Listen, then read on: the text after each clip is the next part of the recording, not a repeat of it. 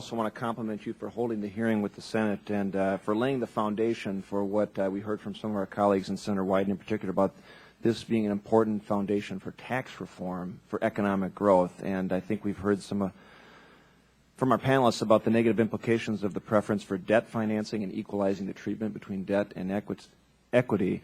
And I guess I just want to go back to the design of what the tax system should look like, what the tax code should look like, what tax reform should look like if we're going to promote economic growth, if we're going to promote jobs. I mean, that should be our number one goal here, I think, because, obviously issues like spending and debt are a big issue, but we have to increase economic growth. When you only have 18,000 jobs coming on the last jobs report, that's pretty embarrassing. It's embarrassing when you think we've got more college graduates probably in Minnesota than we have jobs coming out nationally. So I think we've got to, knowing that that's the case, we want a tax code that's going to promote work, savings, and investment. What should be the focus on that, in the context of debt and equity? Ms. Olson? Well, I think there's a lot of economic literature that supports the notion of moving more in the direction of a consumption tax. So, and there's lots of ways to get there. Something like a comprehensive business income tax would be one thing that Congress might look at to move in that direction. Yeah. Mr. Fleischer, anything to add?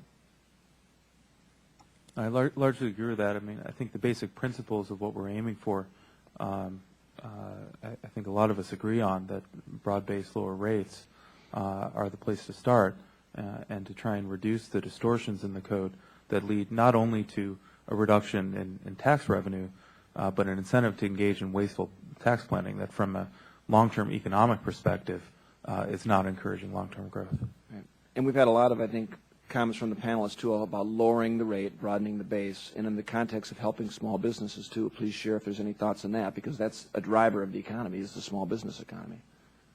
Right, absolutely, and I think the remarkable thing, of course, is the level of consensus on what, tabula rasa, if we started the world, what a good tax code would look like. There's a remarkable level of consensus on that, which is some notion of a consumption tax base coupled with progressivity that can be achieved in a variety of ways. So, in some sense, that's not the hard part. The hard part is, where you sit. I think sitting where we sit, there is wide consensus about what the code should look like, but getting there is the harder part. Anything to add, Mr. Johnson? Time runs out. I think you should focus on moving towards a value-added tax system, and you can make that as progressive or as not progressive as you want, and you can generate the same revenue or less revenue or more revenue. There's a variety of VAT systems around the world.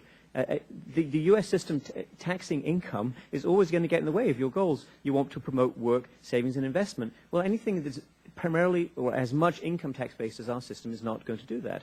And I think I would echo or encourage you to look at the specific proposals put forward by my colleagues here and look at other proposals, for example, that the IMF has available in terms of how countries can move and transition smoothly to a VAT system.